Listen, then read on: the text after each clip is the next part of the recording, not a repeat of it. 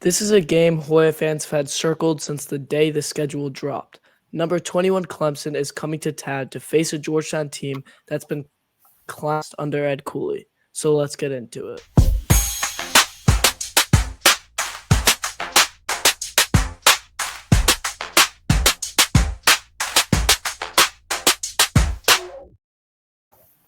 What's up, Rasheen? Oh, and I am glad to be here, but also thinking a little bit about tonight's game and go over to that. So, Yes, sir. Hopefully, it's going to be a huge win for the Hoyas tonight versus Binghamton. And we're recording this on Wednesday, so we're playing them in basically an hour until tip off.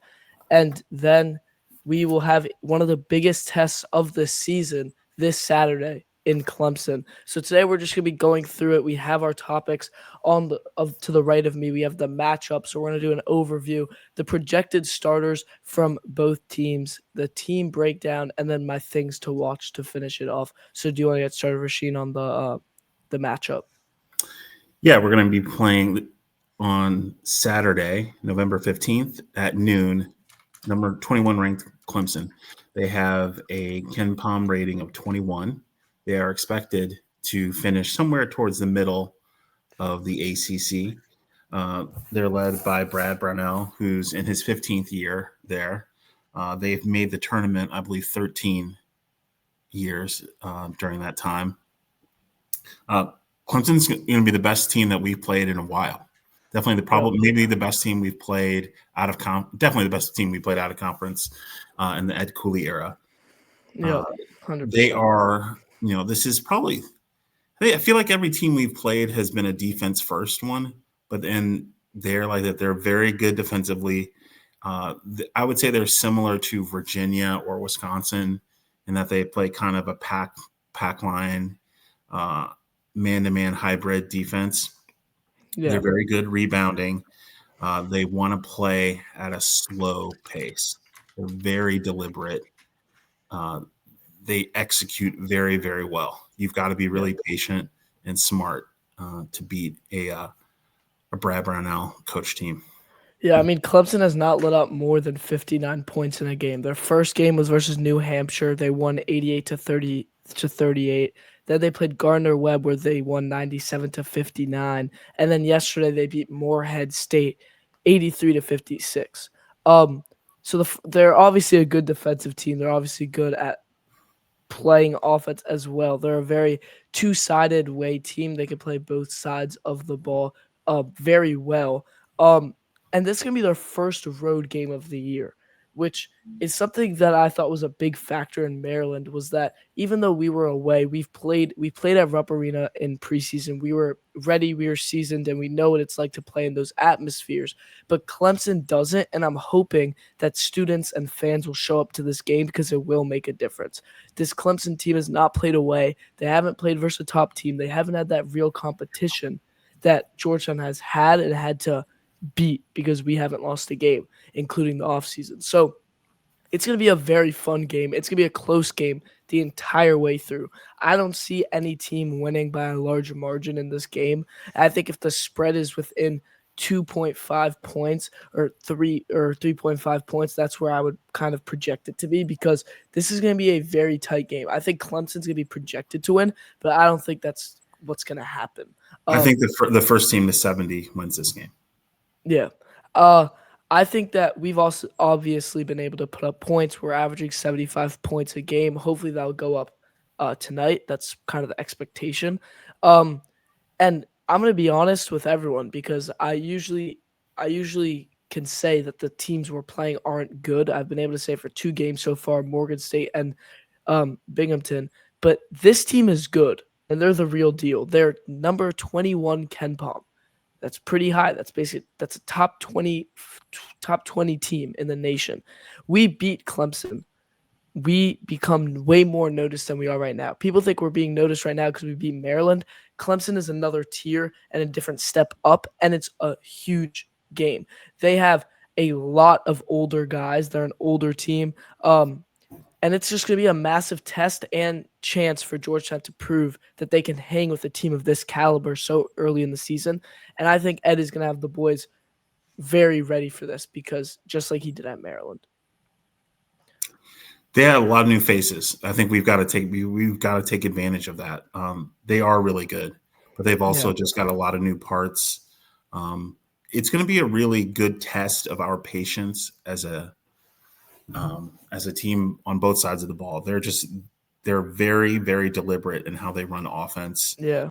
They're very balanced in their scoring. There's not going to be one guy that's just going to tear us apart. They're going to have probably 4 guys in double figures. Yeah. It's going to be slow paced. They're going to try to make us play half court. They're going to force us to shoot jumpers if they can. They're going to run a lot of ball screens.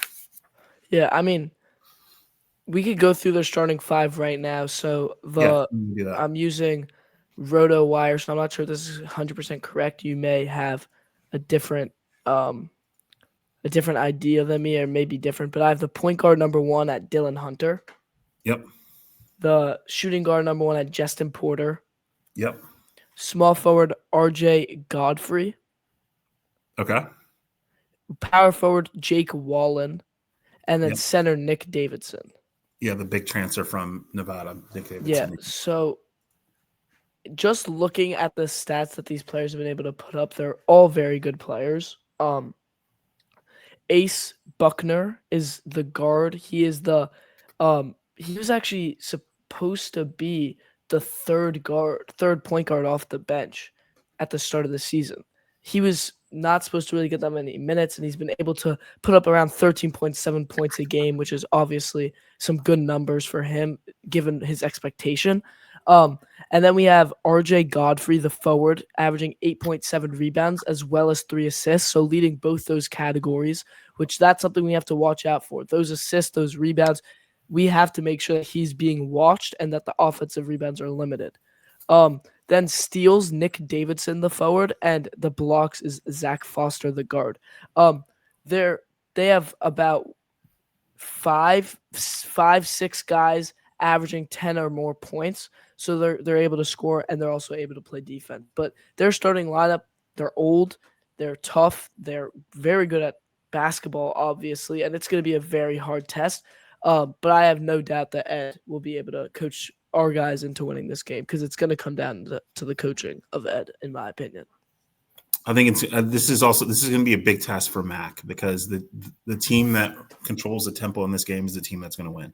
Yeah. If we're able to get in transition and get buckets that way, we'll win. If we're not, if we're just forced to be in the half court and jacking up threes, well, then we're over. Yeah, and this is something that kind of relates to I just forgot, but it kind of relates to like the defensive side of our game, particularly is KJ Lewis. He's going to be able to defend no matter what, but it's around him. We've had very good defense. We lead the NCAA in blocks. Are we going to be able to continue that versus a team like Clemson that's very good at offense? Because we haven't really played that offensive-minded team, I think, yet this season. I think Maryland's more defensive-minded team, and I think this is going to be our first huge test for our defense. The second thing is Langston Love. Langston Love is something that we have to watch for because if he plays tonight, and he gets real minutes tonight, and he gets some run tonight, which I'm hoping he does versus this Binghamton team, then he should be able to get run versus Clemson and get some threes because that's what we need. I'm going to go into my things to watch if you're okay with that. Go right ahead. All right. First one is going to be the guard duel, I'd say. We have Jestin Porter, we have Dillon Hunter, and then on our side we have Malik, Mack, and KJ Lewis. This might be the best guard matchup that Georgetown's seen. Mack, he's been playing amazing this season. He's been taking that jump. And Porter is, I'm pretty sure, a grad transfer. I'm pretty sure he's a grad transfer. He's amazing as well. He's been being able to play. His stats this season have got them right now. His stats this season, he's gone off to a little bit of a slow start, but he's averaging 17 minutes a game with 8.7 points, 3.3 rebounds. It's going to be a tough guard matchup, as well as Ace Buckner, as I said before, being their best guard so far this season, and Dillon Hunter, a name that many college basketball fans know.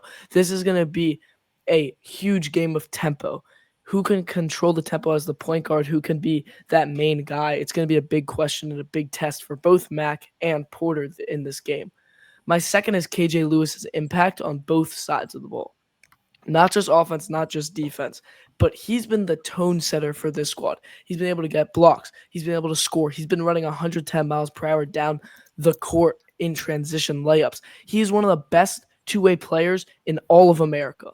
No doubt in my mind, I will say that in college basketball, he's one of the best two-way players. He's proven it. And especially in the Big East, I think he's the best two-way player. He's likely going to see time where he's guarding both Porter. He's going to be guarding Porter. He's going to be guarding Buckner, Hunter. He's going to be guarding a bunch of guys. And he's going to be having to control them because he's our main defensive factor.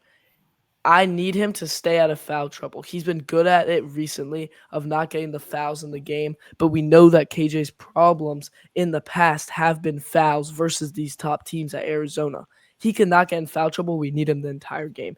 And that's similar to also Juice. Juice cannot foul out of this game because Vince with a hurt calf, we don't know how healthy he's going to be. We haven't heard anything about the game tonight, which is a little scary on Vince's part. I don't know if Vince is going to be able to play that entire game or an entire last 6 minutes of the game if Juice is fouled out because he's not healthy. The third one kind of relates directly to Juice. It's the front court matchup. You have Nick Davidson, you have Carter Welling, you have two very good centers, and Welling was an insane pickup for Clemson this offseason. And Juice, as we know, has been able to protect the rim. He's been able to show his size. He's been able to pass. But it's going to be a battle. It's going to be a rebounding battle. It's going to be can we slow down their second chance points because they should have zero offensive rebounds. It's how can Juice control this? Because not to be a downer on Juice, because I have said things on Juice before, but we don't know if he's ready to play versus a squad like Clemson. And honestly, we don't know if Vince is either because they both haven't had that opportunity. They've never really when we played Kentucky, I'd say Vince played better. When we played over at Global Jam with teams that are probably some of the best teams that we've played, Vince played better. So I don't know if Juice is going to be really able to hold up in a game like Clemson, but I think it's going to be a big tell. And I'm hoping that he plays great, and I'm hoping he plays amazing and is able to kind of make their centers a non-factor, but it's going to be very difficult for him. And it's going to be difficult for anyone who we put out there because we don't know yet, and I think this is going to be a big game that speaks to the center position and who should start. The next thing is experience. Their team has a lot of experience playing in games that are very important. They have transfers from Georgia, Tennessee. They have their Clemson guys. We're a younger team, but we're more athletic. We're deeper, in my opinion. I think Ed Cooley's going to heavily rotate players. I think if someone's not playing good, if someone's not being physical, and they're not able to keep up with the Clemson physicality, you're out of the game. Put in Jaden Fort, put in Vince, put in Deshaun, put in Jeremiah, put in anyone off the bench who's ready to go because we have so many guys who are ready to jump off the bench and go play. I mean, we have to be able to keep up with their physicality. That we may be a younger team, but we're more physical, and we have to show our physicality to stop them. I think that Clemson is a top 30 offensive team and a top 35, 40 defensive team. And this is going to be one of the biggest games. We're being recognized right now. It will be another level of recognition if we win this game. And if we win it by a large margin, let's say we win this game by 10 or more, 10 plus, we're a ranked team. We will be ranked in the top 25 come next week, come when we go play, when we go to Thanksgiving tournament versus Dayton and then BYU/Miami. We will be ranked if this is a large margin win, which is what I'm hoping for, obviously. But yeah, those are my things to watch for this game. Who's got to play well for Georgetown to win?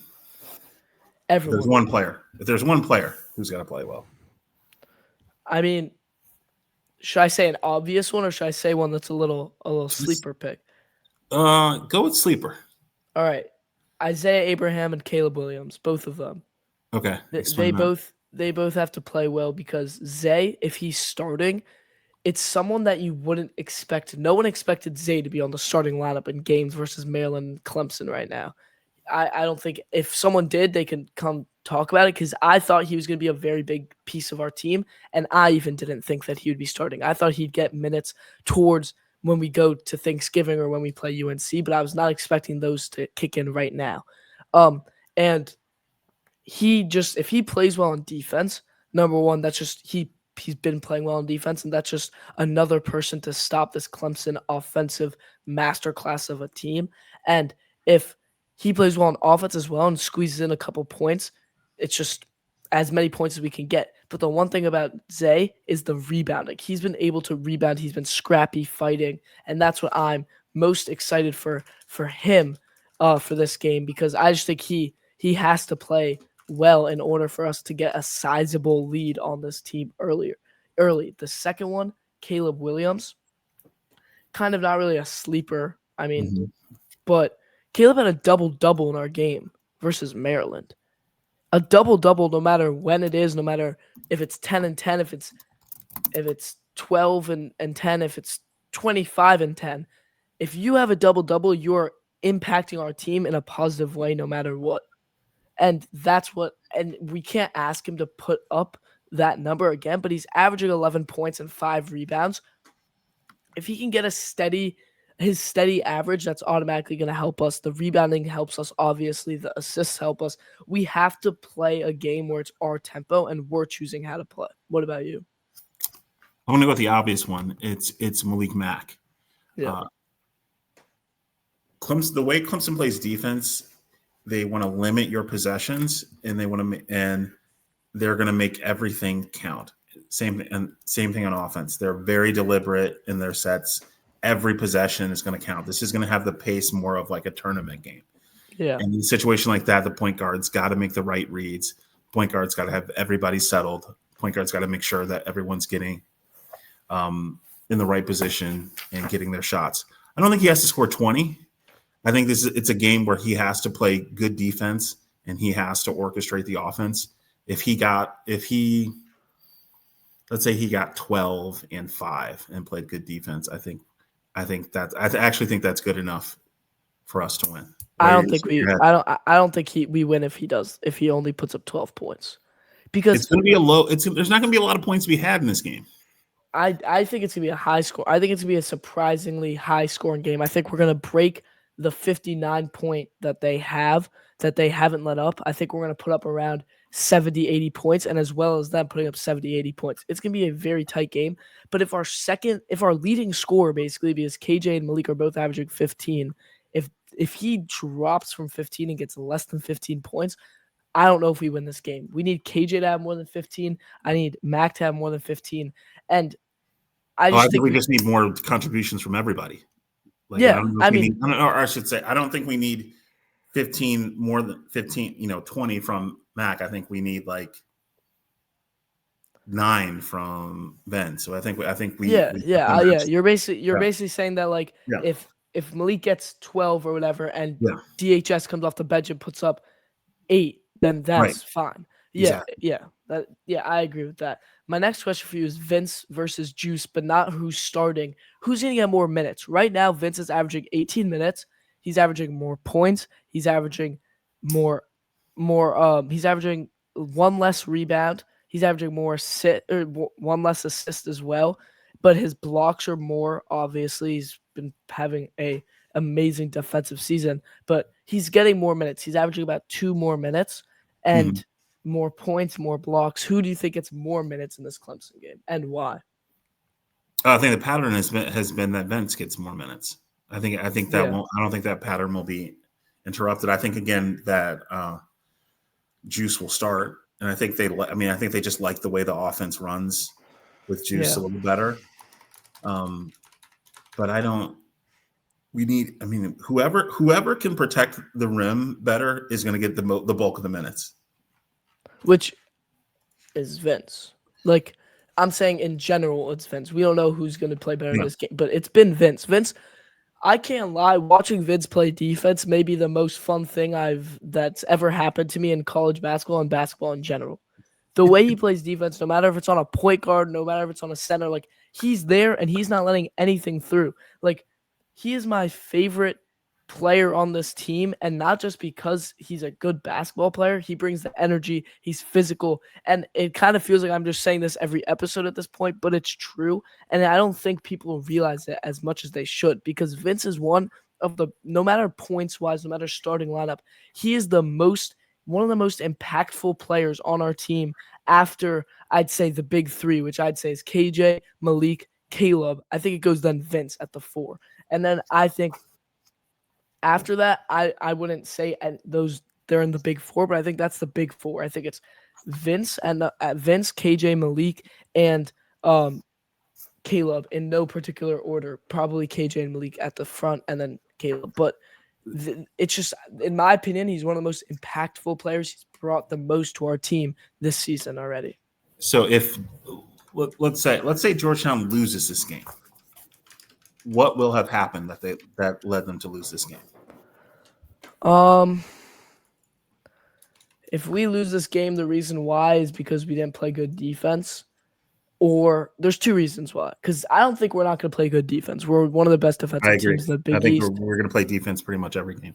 It's that we're not going to hit shots. Yep. Our 3-pointers are going to be horrific, which we've seen them be both all the games we've played. So it's kind of not something you can expect to go well. But shots in general, our shots need to fall. Morgan State at the start of our game, the shots were not falling. Yeah, we won. They're Morgan State. If you let Clemson get a big run in front of us, it's hard to bring that back.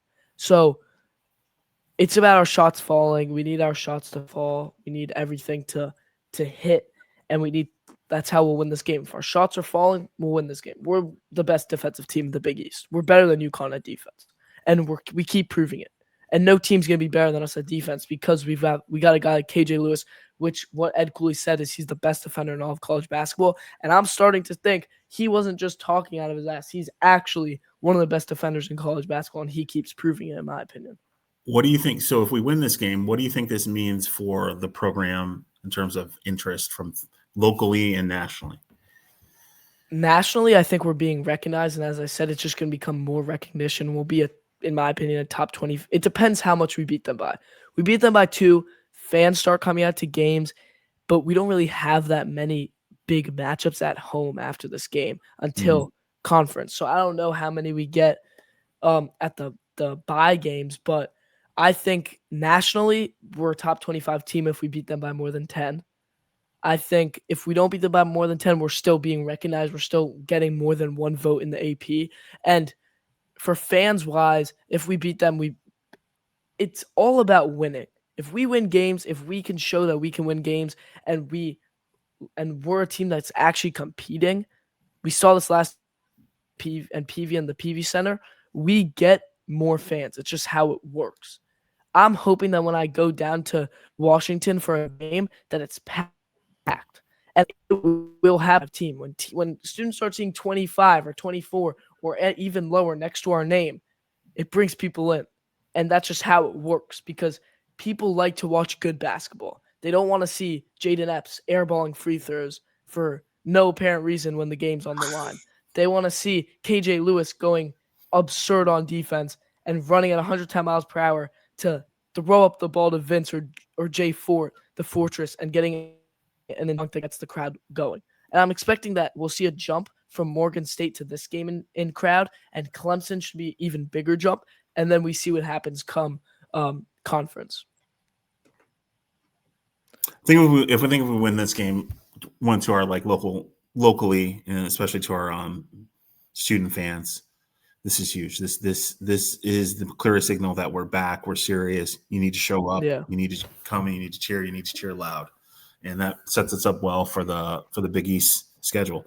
I think nationally, we'll be ranked, and I think you'll just hear more and more talk about Georgetown being in a position to carry the Big East, which apparently needs to be carried now, since basically UConn and Georgetown are the only teams that have looked good so far.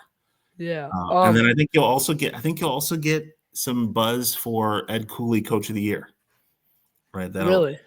Yeah. Again, it's way, way, way too early to decide who's that, but I think that there will be whispers of, Georgetown is on its way back. Ed's the guy behind it. He's right on schedule. Yeah, and There's some he's been doubts. the guy. Like he's been that guy behind. Like he has shown and he keeps showing. And also, they didn't get any AP votes per se this week, Clemson, but they also haven't played any talented teams. But they did in the coaches poll, which is a USA Today. They Mhm. send a poll to almost every single D1 top team coach, and they rank players. And right outside the top 25, we see Vandy, Oregon, and Baylor, and Indiana, Mhm. and then a little lower we see Georgetown and Clemson both getting 5 votes. Whoever wins takes the 5 votes and it becomes 10 votes. And I think that that does matter, the coaches poll, because coaches, in my opinion, know more about teams than the guys who rank us online, like Jamie Shaw or anyone who works for 24/7. Like the coaches know more. They're the ones coaching the game. They know the most about Do you basketball. think they watch? My problem is that I don't know if who actually watches these games. Period. Right? Because it seems like definitely I think more. I think it's the writers don't know nearly no. enough.